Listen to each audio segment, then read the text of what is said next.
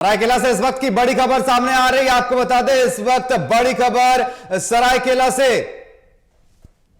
अवैध बालू कारोबार के खुलासे के बाद आपको बता दें, पत्रकार गुलाम के घर आकर दी गई है जान से मारने की धमकी। खबर दिखाए जाने के बाद टीवी 45 के संवाददाता को जान से मारने की धमकी दी गई है। इस वक्त की बड़ी खबर आपको बता दें कि अवैध बालू के खिलाफ खबर दिखाए जाने के बाद टीवी 45 के संवाददाता को जान से मारने की धमकी दी गई है। बता दें कि सरायकेला जिले में बालू माफियाओं का हौसला इतना बुलंद है कि अवैध कारोबार पर खबर दिखाने के बाद दर्जनों की संख्या में माफिया पत्रकार के घर पहुंचकर जान से मारने की धमकी देने लगे। माफियाओं के इस करतूत से पत्रकार गुलाम रब्बानी के परिजनों में अज्ञात आशंका से भय व्याप्त है। आपको बता दें कि टीवी 45 ने जिले के अवैध बालू कारोबार के खिलाफ खबर दिखाई थी। उसके बाद से ही बालू माफिया बेखौफ हुए हैं, बौखला गए हैं और जिसके बाद से अब जो है टीवी 45 के संवाददाता के घर जाकर जान से मारने की धमकी भी दी गई है।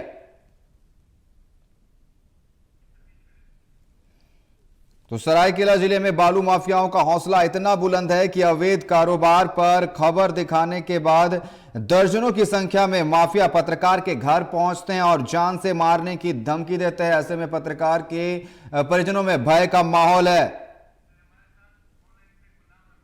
और इस पर अधिक बात करने के लिए हमारे साथ टीवी 45 के संवाददाता गुलाम रब्बानी हमारे साथ जुड़ चुके हैं। गुलाम, टीवी 45 लगातार मुहिम चलाए हुए है, जिस तरीके से लगातार बालू माफियाओं की खबर दिखा रहा है, इसके बाद जिस तरीके से अब जो माफिया जो है वो घर तक पहुंच जा रहे हैं और धमकाने की कोशिश कर रहे हैं।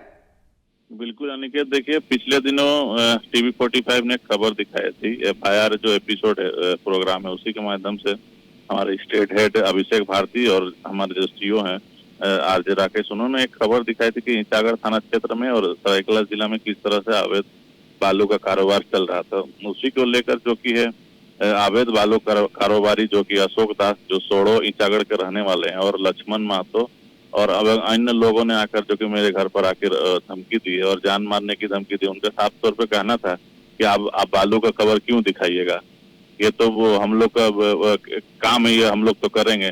तो हमने उनसे कहा कि कहीं ना कहीं ये तो कारोबार जो कि अवैध रूप से आप चला रहे हैं, इसकी खबर तो हम दिखाऊंगा। तो उसी को लेकर वो जो कि है घर से करीब 30 से 40 बाइक से आकर वो धमकी देकर चले गए और उन्होंने साफ तौर पे कहा कि बाहर में कहीं भी देखेंगे तो आपको जान से मार देंगे। हालांकि इस संबंध में हमने जिले के SP और थाना प्रभारी STPO को इसकी सूचना दी है और विधिवत तौर पर कानूनी कार्रवाई करने का भी आग्रह किया है। हालांकि थाना प्रभारी से मेरी बात हुई तो थाना प्रभारी ने साफ तौर पर कहा कि मैं एक बैठक में हूँ, आने के बाद आप लिखित दीजिए, इस पर जरूर कानूनी कार्रवाई जो भी है की जाएगी। तो कहीं ना कहीं देखिए यानी कि जो बालू के जो अवैध कारोबारी है उनका हौसला बुलंद है। अब वो घर तक पत्रकार को खबर दिखाने को लेकर वो घर पहुंचकर आकर धमकी देने लगे, तो कहीं ना कहीं आप कह सकते हैं। तस्वीरों में भी हम देख सकते हैं कि भारी संख्या में जो है यहाँ पर बाइकों में जो है लोग पहुंचे हुए थे और जिस तरीके से आप साफ तौर पर कह रहे हैं कि धमकी दी गई है कि बाहर आप निकलेंगे तो जान से मार दिए जाएंगे, कहीं ना कहीं ये बड़ा कहीं ना कहीं बौखला से गए हैं। जिस तरीके से टीवी 45 ने जो मुहिम छेड़ रखी है बालू तस्करों के खिलाफ, कहीं ना कहीं ये बौखलाहट देखने को मिल रही है। जिस तरीके से अपने गुर्गों को जो चमचे हैं उनको भेज दिया गया कि जाइए आप धमकी देकर के आइए, कहीं ना कहीं खलबली मची हुई और बौखलाहट साफ तौर पर नजर आ रहा है। बिल्कुल ये बौखलाहट है और अवैध बालू कारोबारी। देखिए उस दिन जो खबर चली थी उसमें हमारे स्टेट हेड ने चलाई थी कि उसमें एक जो व्यक्ति था उनका नाम जो है कि अशोक दास है और एक नेपाल महतो उनका भतीजा है, वो उनका नाम लक्ष्मण महतो, वे लोग थे और अन्य लोग है। देखिए कोई भी लोगों को इतना लोगों को परिचय पहचान पाना मुश्किल है, लेकिन वो जो 2 लोग जो थे उनके नेतृत्व में ही लोग आए थे और उन्होंने धमकी देकर चले गए। तो कहीं ना कहीं देखिए साफ तौर पर उनका हौसला बुलंद है। जी गुलाम जी, आपका बहुत बहुत धन्यवाद हमारे साथ जुड़ने के लिए और तमाम जानकारी देने के लिए। और इस पर फोन लाइन पर हमारे साथ स्टेट हेड अभिषेक भारती भी हमारे साथ जुड़ चुके हैं।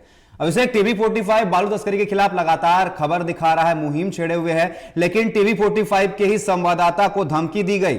बाकायदा धमकी नहीं, 25 से 30 की संख्या में बाइक सवार लोग आए थे और धमकी दी गई कि बाहर निकलते हैं तो जान से मार देंगे। कहीं ना कहीं ये बौखलाहट नजर आ रही है जिस तरीके से टीवी 45 ने जो मुहिम छेड़ रखी है।